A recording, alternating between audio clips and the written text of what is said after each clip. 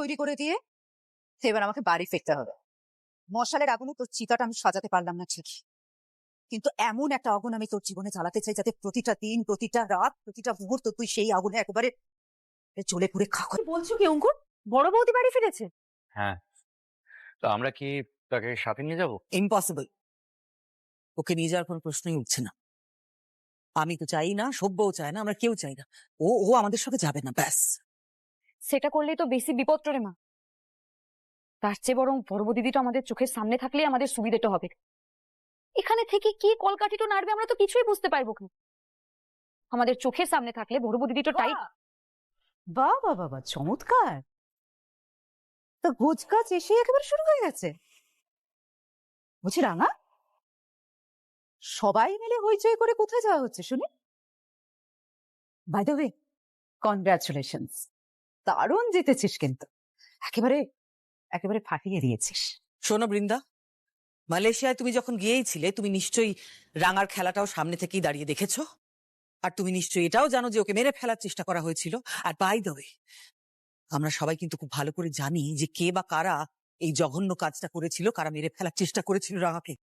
তুমি এখন দাঁড়িয়ে দাঁড়িয়ে এই সমস্ত কথা না বললেও চলবে, আমরা গোছগাছ করছি, আমাদের অনেক কাজ আছে, তুমি এসো। আপনারাই যে পুলিশকে দিয়ে আমাকে হ্যারাস করিয়েছে, আমাকে ইন্টারোগেট করিয়েছে, আমি নাকি কি সব ষড়যন্ত্র করেছি ওখানে, এসব করার জাস্ট কোনো দরকার ছিল না। আমি বেসিক্যালি কিছুই করিনি, আমি জাস্ট ওখানে ঘুরতে গিয়েছিলাম আর একজন প্লাস্টিক সার্জনের সঙ্গে আমার দেখা করার ছিল, একটা কনসালটেশন জাস্ট।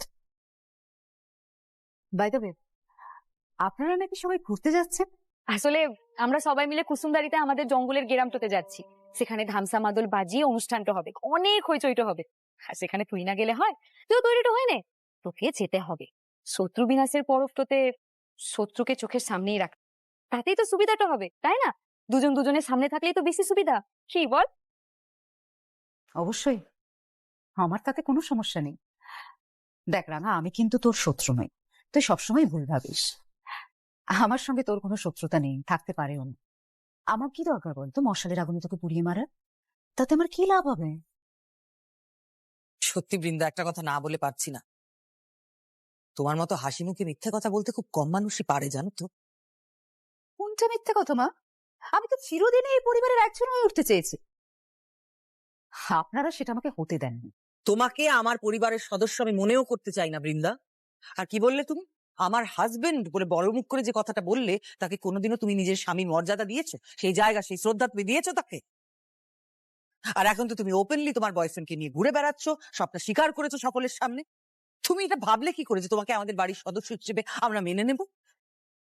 তুমি এখান থেকে চলে গেলে আমরা বেঁচে যাই। সেটা তো আর সম্ভব নয় মা।